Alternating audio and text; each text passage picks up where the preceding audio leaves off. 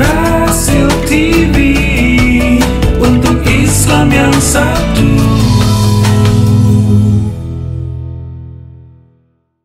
Assalamualaikum warahmatullahi wabarakatuh.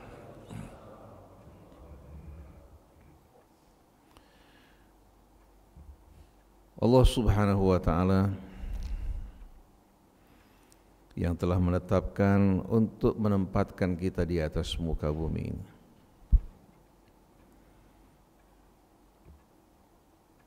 dalam rangka untuk menguji kita, siapa di antara kita yang terbaik amalnya, yang pandai mensyukuri nikmatnya, dan juga untuk menyingkap siapa di antara kita yang ingkar kepada Tuhannya, lupa akan nikmat-nikmatnya. Masing-masing akan menerima balasan sesuai dengan pilihan dan perbuatannya. Allah berfirman, fa imma ya'tiyannakum minni huda faman ittaba'a hudaya fala yadhillu wala yashqa wa man a'rada an dzikri fa inna lahu ma'isyatan dhanka wa nahsyuruhu yaumal qiyamati a'ma. Apabila petunjukku sampai kepada kalian, wahai Adam dan anak-anak kalian, siapa saja yang mengikuti petunjukku, dia tidak akan tersesat, tidak akan sengsara dan celaka. Tapi siapa-siapa yang berpaling, menolak untuk mengikuti bimbingan dan petunjukku, maka nasib yang akan diterima kehidupan yang sesak, yang pengap, yang penuh dengan penderitaan. Wa nahsyuruhu yaumal qiyamati a'ma, dan kami akan menghimpun dirinya di hari kiamat nanti dalam keadaan buta. Qala rabbi lima hasyartani a'ma wa qad kuntu basira. Dia akan bertanya pada Tuhannya pada saat tersebut, wahai Tuhanku, kenapa kamu himpun aku dalam keadaan buta padahal dahulu aku melihat? Dijawab oleh Allah, kadzalika atatka ayatuna fanasitaha wa kadzalikal yauma tunsa. Ini sesuai dengan perbuatan kamu. Dahulu ayat-ayat kami sampai kepada kamu, kamu lupakan, kamu abaikan. Begitu pula pada hari ini kamu termasuk dari orang-orang yang diabaikan dan dilupakan. Ini merupakan keterangan yang tegas yang datang dari sisi Allah subhanahu wa ta'ala. Lalu sebahagian dari orang-orang yang hati mereka terdapat penyakit mengatakan bahwa agama itu doktrin. Agama itu doktrin, disamakan dengan doktrin komunis, dengan doktrin sosialis, dan doktrin yang bermacam-macam. Kita menolak hal ini. Agama bukan doktrin, tapi agama merupakan panduan dan pedoman hidup yang datang dari pencipta kita semua, yang menciptakan langitnya, buminya, yang bertujuan untuk membimbing dan memimpin kita menuju jalan keselamatan. Dan Allah sedikit pun tidak diuntungkan dari ketaatan kita dan tidak dirugikan dengan keingkaran dan penolakan.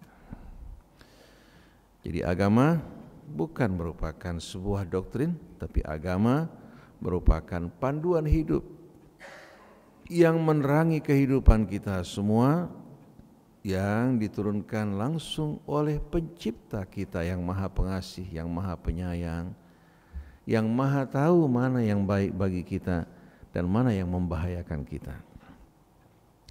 Nah, akhir-akhir ini disebabkan karena umat Islam jauh dari Al-Quran, walaupun mereka membaca, walaupun mereka menghafal, walaupun banyak yang pandai membaca Al-Quran dengan suara yang indah, tapi sayang, sungguh sayang, mereka tidak akrab dengan Al-Quran, meresapi dan merenungkan ayat-ayatnya. Akhirnya kita gagal dan kalah dalam arena perjuangan hidup kita. Sebagaimana Allah Subhanahu wa ta'ala telah menceritakan kepada kita siasat orang-orang kafir dalam menghadapi kaum muslimin, mereka mengingatkan sesama mereka untuk menjauh dari Al-Quran. Karena rahasia kekuatan umat Islam terdapat pada Al-Quran. Allah berfirman menceritakan bagaimana makar dan intrik mereka untuk menghadapi umat Islam. Wa qala alladhina kafaru la tasma'u li hadzal Qur'an walghaw fihi la'allakum taghlibun. Orang-orang kafir berkata terhadap sesama mereka, jangan kalian dengarkan Al-Quran. La tasma'u li hadzal Qur'an walghaw fihi. Kalau Quran sedang dibacakan, adakan keributan, adakan kesibukan, kegaduhan yang membuat orang tidak lagi dapat tenang mendengarkan Al-Quran. La'allakum taghlibun, agar kalian mampu mengalahkan mereka. Jadi ini merupakan pengakuan dari mereka, kalau kalian ingin mengalahkan umat Islam, jangan dengarkan Quran dan halangi orang untuk mendengarkan Al-Quran dengan kebisingan, kegaduhan dan keributan. Subhanallah. Apa yang diucapkan orang kafir ini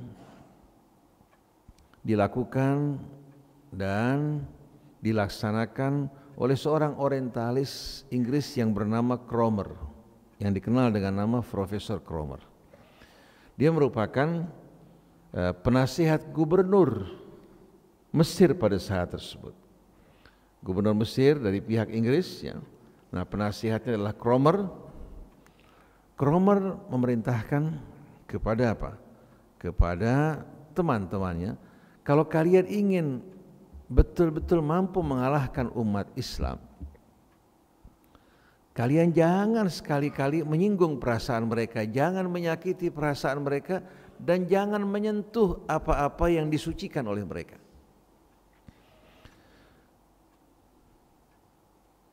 Tapi kalian upayakan bagaimana menghalangi umat Islam untuk dapat memahami Al-Quran. Karena itu merupakan rahasia kekuatan mereka.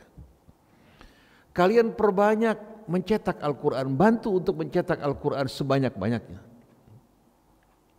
Kemudian juga membantu orang-orang untuk belajar membaca Al-Quran.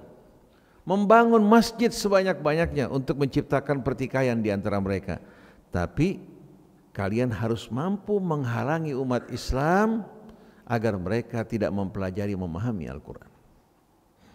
Oleh karena itu pihak mereka selalu mendorong penelitian-penelitian, kajian-kajian yang menjurus ke arah fikih.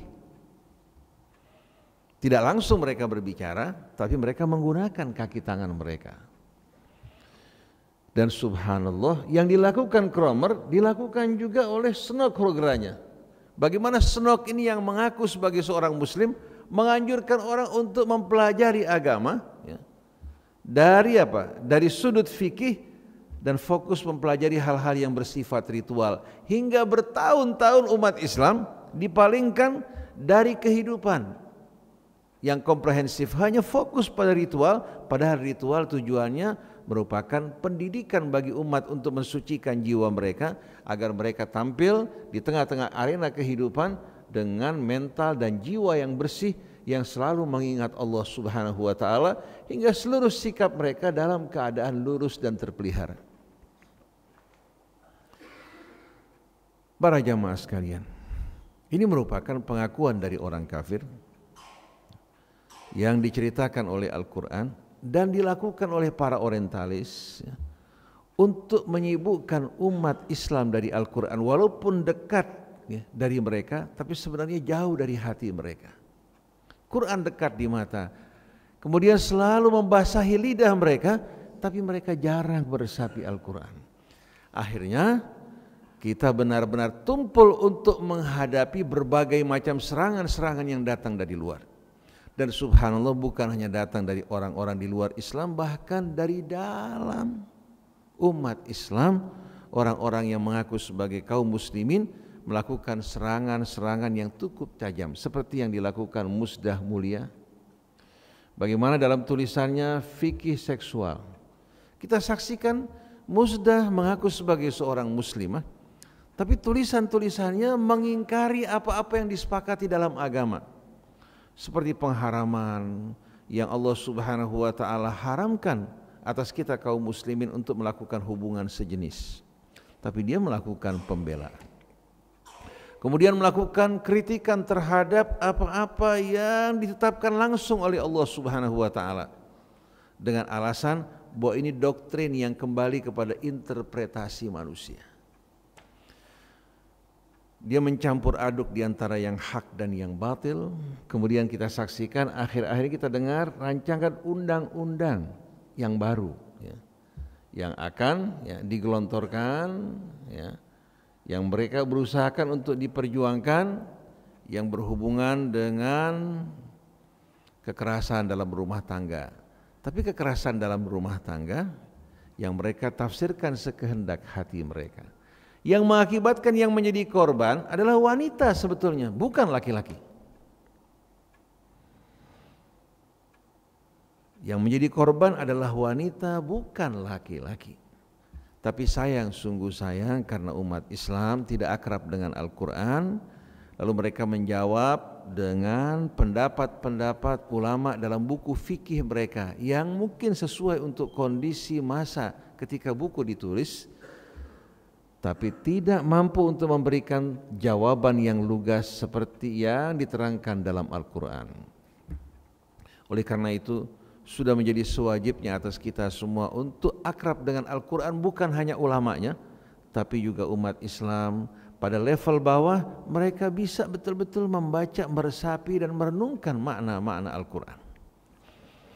Yang sedih kita jumpai umat Katolik, Kristen kalau berangkat ke gereja mereka membawa Injil mereka masing-masing, ya. Mereka membuka Injil mereka walaupun halaman yang dibaca ditentukan oleh pendeta, tapi mereka membawa Injil mereka. Sedangkan kita yang merupakan kaum muslimin yang beriman kepada Tuhan yang sama, beriman kepada Nabi yang sama, kitab yang sama, justru berbeda-beda dalam referensi kita masing-masing, setiap mazhab dengan referensinya. Alangkah indahnya kalau bisa kita keluar dari kungkungan fikih yang sempit masing-masing dengan pendapat fikihnya yang menenteramkan hatinya, tapi menjadi rujukan utama kita Al-Quran, dibaca di setiap majelis dimanapun kita berada. Baik dia NU, Muhammadiyah, Persis, apapun latar belakangnya, semua rujukannya Al-Quran yang mereka baca dan mereka terangkan pada para pengikut mereka, hingga kita punya kitab kesatuan yang mengikat kita semua. Walaupun dalam fikih kita berbeda-beda. Nah, kalau fikih dapat dikatakan sebagai doktrin, dapat dikatakan sebagai komunitas interpretasi karena datangnya dari pemahaman manusia. Tapi kalau Al-Quran, pada apa-apa yang diterangkan oleh Allah secara jelas, dia bukan lagi doktrin. Dia merupakan petunjuk yang tidak meragukan, cahaya yang memberikan penerangan bagi kita semua. Nah, para jamaah sekalian, pagi hari ini kita akan membaca beberapa ayat dari surah Al-Isra, ya, yang kita baca dalam kajian kita kemarin pada hari Ahad, karena kita merasa pentingnya kita semua untuk memahami keterangan dan petunjuk Allah pada ayat-ayat ini. Itu ayat 18 dari surah Al-Isra. Kita akan baca Al-Fatihah dulu. A'udzu billahi minasy syaithanir rajim. Bismillahirrahmanirrahim. Alhamdulillahi rabbil alamin. Ar-Rahmanir Rahim. Maliki yaumiddin. Iyyaka na'budu wa iyyaka nasta'in. Ihdinas siratal mustaqim. Siratal ladzina an'amta 'alaihim ghairil maghdubi 'alaihim waladdallin.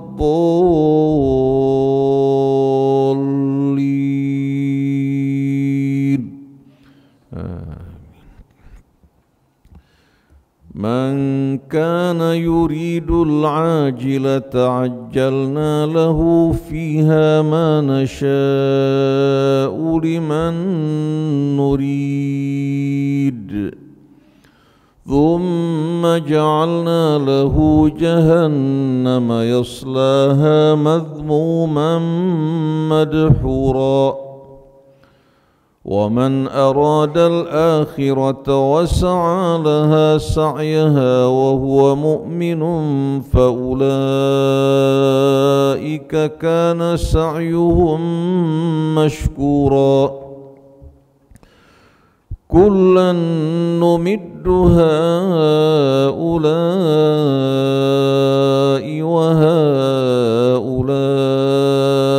من عطاء ربك وما كان عطاء ربك محظورا انظر كيف فضلنا بعضهم على بعض وللآخرة أكبر درجات وأكبر تفضيلا لا تجعل مع الله إلها آخر فتقعد مذموما مخذولا صدق الله العظيم صدق الله العظيم وصدق رسوله الكريم ونحن على ذلك من الشاهدين. Para jamaah sekalian, ayat-ayat ini menerangkan tentang hadirin sekalian umat manusia yang terbagi pada dua golongan. Apapun latar belakang mereka, suku mereka, bangsa mereka, pendidikan mereka, manusia dibagi oleh Allah Subhanahu wa taala kepada dua golongan. Yang pertama, man kana yuridul ajilah ajjalna lahu fiha ma nasya liman nurid thumma ja'alna lahu jahannama yaslaha madhmuman madhura. Siapa-siapa yang menginginkan kehidupan dunia yang cepat, yang pada saat ini bersama mereka, dekat dengan mereka, yang nikmatnya bisa mereka nikmati dengan segera, ajjalna lahu fiha ma nasya, sesuai dengan tujuannya kami segerakan baginya apa yang kami kehendaki, liman nurid, bagi siapa-siapa yang kami kehendaki. Artinya manusia walaupun berjuang, bercita-cita, berusaha dengan kemampuan mereka, yang mereka terima tidak lebih dari apa yang Allah kehendaki. Manusia tidak akan dapat keluar dari batas-batas yang telah digariskan oleh Allah. Hidupnya terbatas, kenikmatan yang dinikmati pun ada batas dan puncaknya. Baik bersama pasangannya, baik kenikmatan makanan yang mereka nikmati, kenikmatan rumah yang mereka diami, kendaraan yang mereka kendarakan, semua terbatas. Sesuai dengan batasan-batasan kenikmatan yang Allah tetapkan dalam kehidupan dunia dan tidak akan melampauinya. Jadi siapa yang menginginkan kehidupan dunia yang segera, kami segerakan baginya sesuai dengan apa yang kami kehendaki bagi siapa yang kami kehendaki. Thumma ja'alna lahu jahannama yaslaha madhmuman madhura. Kemudian kami akan sediakan baginya sebagai balasan api neraka Jahannam yang akan dimasuki dalam keadaan terhina dan terusir. Tuhan yang menciptakan dirinya, yang melimpahkan nikmat karunia-Nya yang tak terhitung, tidak dihiraukan dan diperdulikan. Petunjuknya dicampakkan dan diabaikan. Dunia yang Allah jadikan sebagai ladang ujian baginya justru menjadi tujuan dan fokus utamanya. Allah berikan apa yang diinginkan. Oleh karena itu tidak heran kita jumpai orang-orang di luar Islam yang ingkar pada Allah, menikmati kekayaan yang bermacam-macam, yang melimpah ruah, yang membuat silau sebahagian orang Islam yang lemah iman mereka. Padahal yang mereka terima dalam kehidupan dunia amat sedikit. Wa mal hayatud dunya fil akhirati illa mata. Kehidupan dunia dibandingkan dengan kenikmatan akhirat merupakan kesenangan yang tidak berarti. Sampai dalam sebuah riwayat diriwayatkan, "Law wazanatid dunya indallahi janaha ba'udah ma a'taha li kafirin walau syarbata ma." Kalau kenikmatan kesenangan dunia ini di mata Allah dibandingkan dengan syurga, sebesar sayap nyamuk saja besarnya, dibandingkan dengan kenikmatan syurganya, satu teguk air pun Allah tidak akan belikan pada orang-orang kafir. Kalau sebanding dengan sayap nyamuk dibandingkan syurga sudah merupakan kenikmatan yang besar. Oleh karena itu ketika penghuni api neraka berkata kepada penghuni surga sebagaimana yang Allah ceritakan, bagi Allah tidak ada dimensi waktu, yang akan datang, yang kini, yang lalu sama. Oleh karena itu Allah kuasa menceritakan bagaimana yang terjadi di masa akan datang. Wa qala ashabun nari, ya.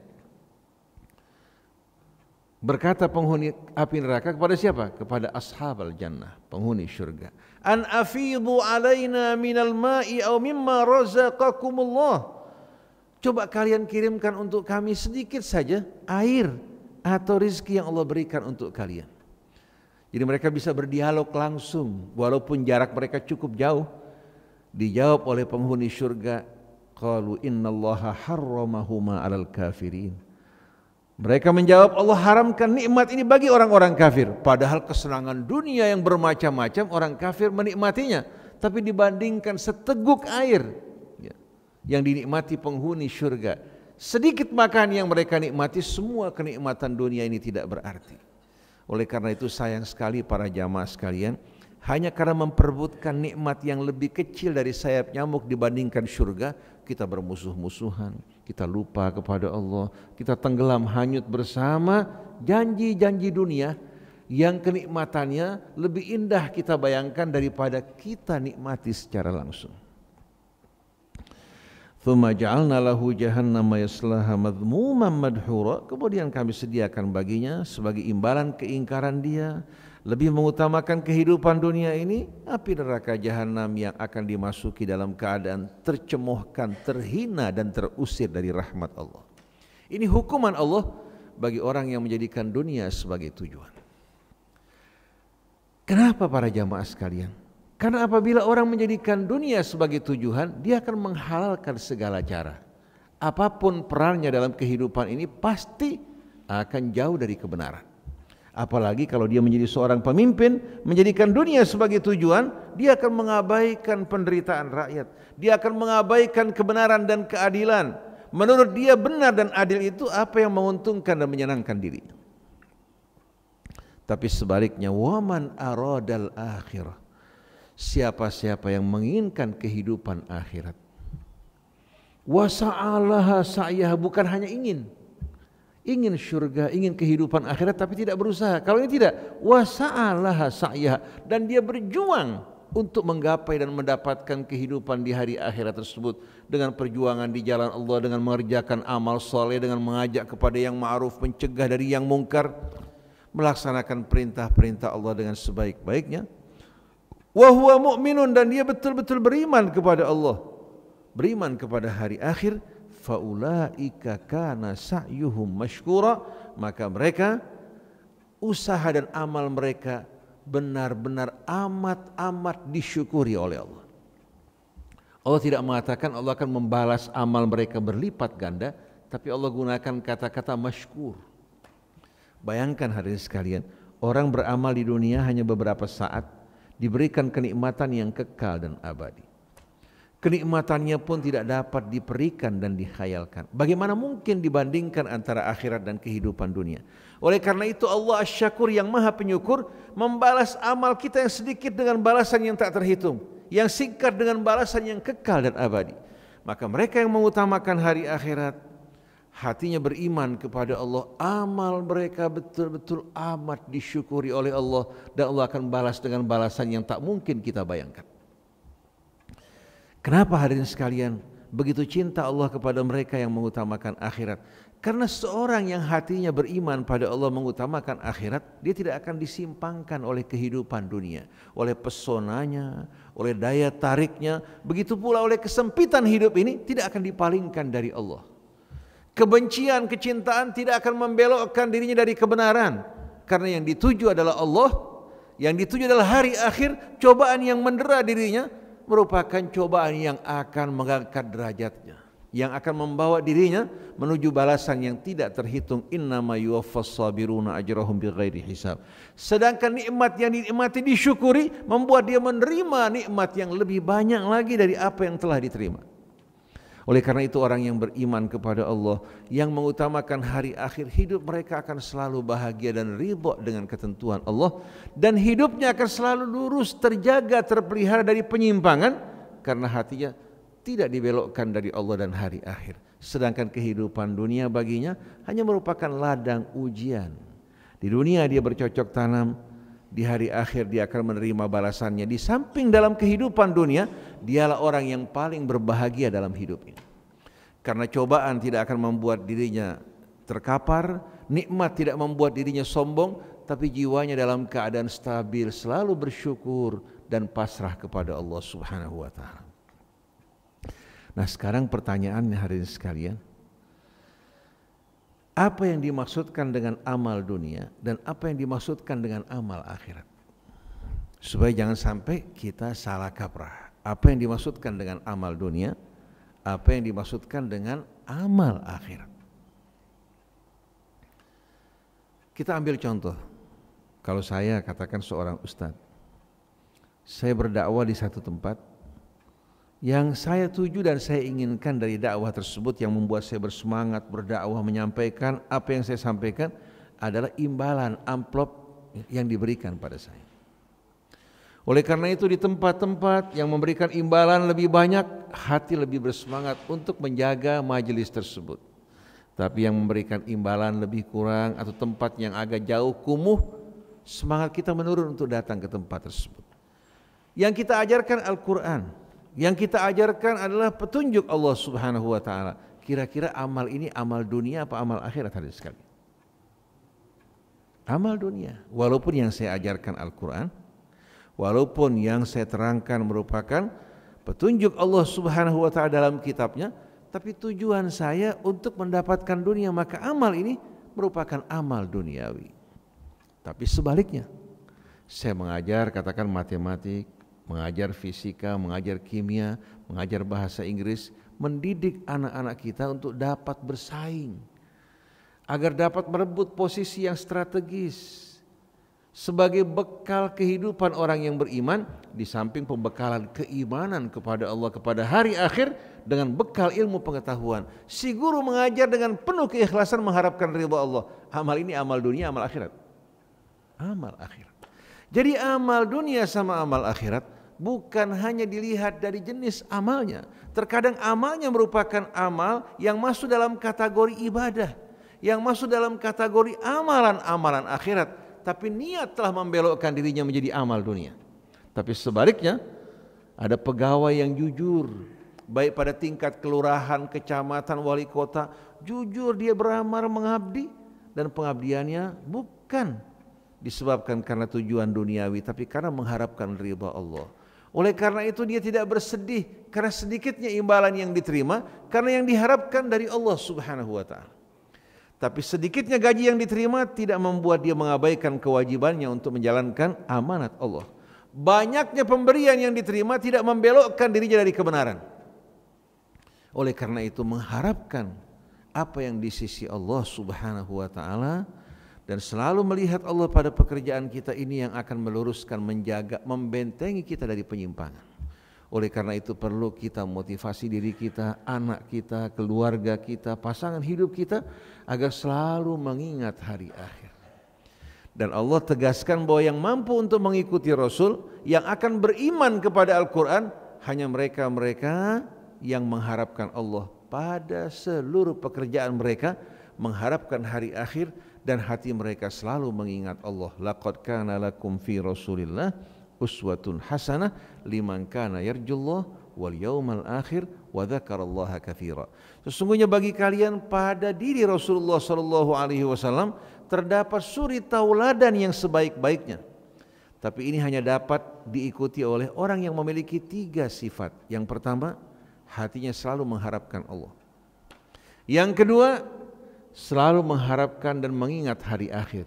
Yang ketiga, hatinya selalu dibasahi oleh zikir mengingat Allah, hingga hati tersebut benar-benar dalam keadaan terjaga, sebagaimana firman Allah ketika menjawab ancaman iblis yang akan menyesatkan anak Adam, inna ibadi laisa laka alaihim sultan. Hamba-hambaku yang mengabdi padaku, engkau tidak akan punya kekuasaan atas mereka. Wa kafa bi rabbika wakila. Cukup Tuhanmu sebagai pelindung yang akan melindungi hambanya dalam menghadapi bujuk rayu dan godaanmu. Oleh karena itu para jamaah sekalian, untuk menghibur diri kita dalam cobaan yang kita hadapi, dalam kesulitan yang sedang dihadapi oleh umat, atau pada saat kita menerima nikmat, hendaknya hati kita selalu melihat Allah. Jangan pada saat senang, lapang kita lupa pada Allah, pada saat susah kita baru mengingat Allah, akhirnya kita terbang dengan satu sayap. Tapi kalau pada saat susah kita ingat Allah, pada saat senang tidak lupa pada Allah, berpegang pada tali Allah, insya Allah hidup kita akan selalu dalam kebahagiaan. Setelah itu Allah mengatakan,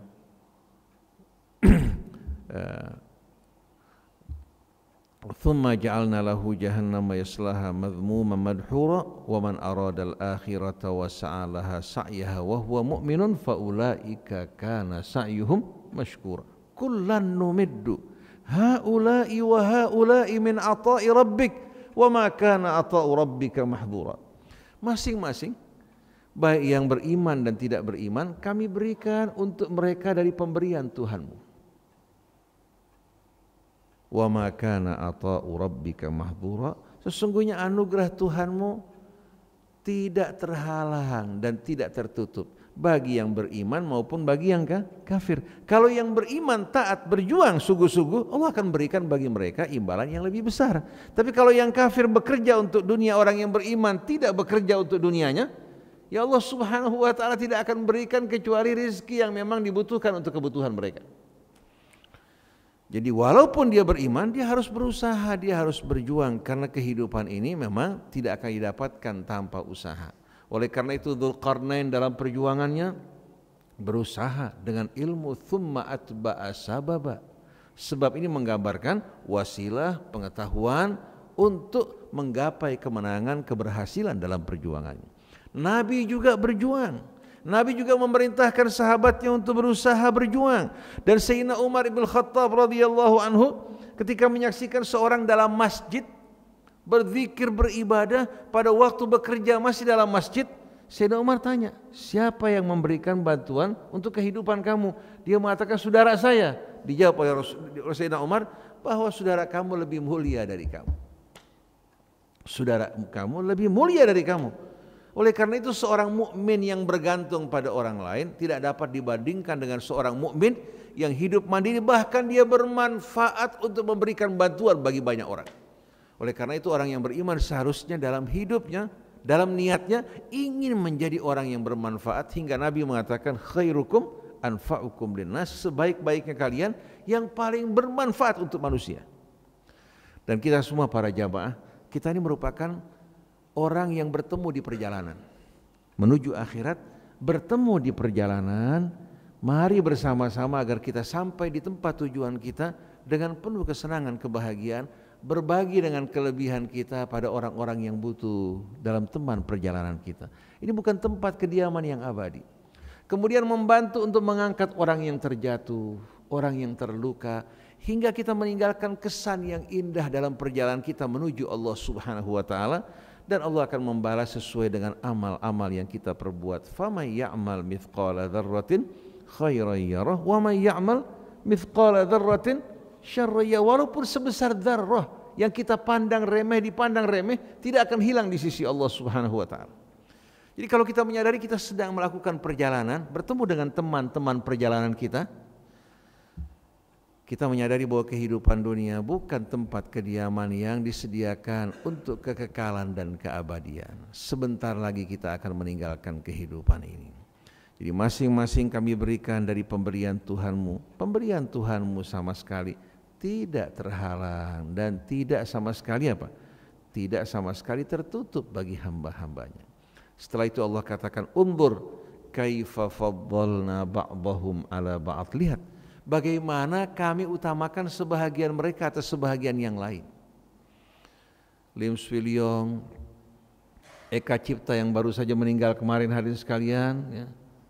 Begitu pula sekian banyak pengusaha-pengusaha non-muslim memiliki kekayaan yang melimpah ruah dan memiliki kesempatan dalam berbagai macam usaha, dari mulai propertinya, infrastrukturnya, sampai hadirin sekalian kepada kebutuhan-kebutuhan pangan sekarang berada di tangan mereka. Tapi tetap pada akhirnya mereka akan mati, mereka akan pergi. Berapapun kekayaan yang mereka kumpulkan, mereka akan pergi. Jadi masing-masing diberikan dari karunia Tuhanmu. Lihat bagaimana kami mengutamakan sebahagian mereka atas sebahagian yang lain. Tapi ingat, walal akhiratu akbaru darajatin wa akbaru tafdhila. Sesungguhnya kehidupan akhirat jauh derajatnya, tingkatannya lebih besar dan keutamaannya jauh lebih indah dibandingkan apa yang terdapat dalam kehidupan dunia. Oleh karena itu orang yang beriman tidak menginginkan kehidupan dunia yang singkat, tapi menginginkan kehidupan akhirat yang Allah janjikan, dan dunia akan ikut di belakangnya. Dunia akan ikut di belakang orang yang menginginkan Allah dan hari akhirat.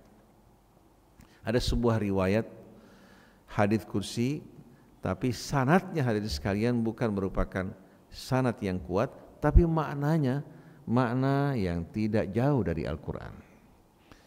Itu Allah Subhanahu wa ta'ala berkata kepada dunia, ya dunia in ahadun khadamani fakhdumi. Wahai dunia, kalau kamu menjumpai orang yang mengabdi kepada aku, melayani aku, jadilah kau pelayan dirinya.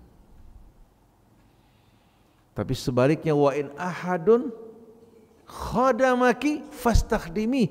Kalau ada seorang hamba yang kamu jumpai, dia melayani kamu, bekerja untuk kamu, jadikan dia budak kamu. Walaupun hidup di tengah-tengah kekayaan dan kesenangan, tapi hatinya justru paling susah, paling sepi dan paling menderita. Tapi orang yang beriman walaupun tinggal di sebuah gubuk yang kecil, menikmati kenikmatan sederhana, justru mereka orang yang paling berbahagia, yang paling menikmati hidup ini, makan dengan penuh lahap, tidur dengan penuh lelap, sedangkan mereka yang kaya-kaya tidur dengan bantuan obat. Sedangkan dia tidak bebas makan yang dia suka karena banyaknya penyakit yang mendera dirinya. Dia tidak dapat menikmati makanan dalam arti yang benar, tidak dapat tidur dengan lelap karena hatinya gelisah, hidupnya penuh ketakutan. Oleh karena itu, kekayaan bisa saja Allah berikan kepada orang-orang kafir lebih banyak dari orang yang beriman, tapi kebahagiaan, ketenangan, ketentraman hanya orang-orang yang beriman yang akan menikmati. Huwallazi anzalas sakinata fi qulubil mu'minin. Dia yang menurunkan rasa sakinah, ketentraman dalam hati orang yang beriman. Para jamaah sekalian, sebagai penutup dari bimbingan petunjuk Allah ini yang mengingatkan kita agar kita lebih mengutamakan akhirat, dan dunia akan ikut di belakang kita. Mengutamakan yang di sisi Allah Subhanahu wa ta'ala akan membuat kita hidup dalam ketenangan, kebahagiaan dan kebersihan.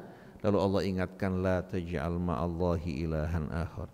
Jangan pernah sekali-kali kamu mengangkat selain dari Allah Tuhan yang lain. Jadikan Allah sebagai Tuhanmu, sembah dirinya, kembali kepadanya dalam berbagai macam urusan, dan jangan pernah kamu tempatkan di hatimu Tuhan selain dari Allah.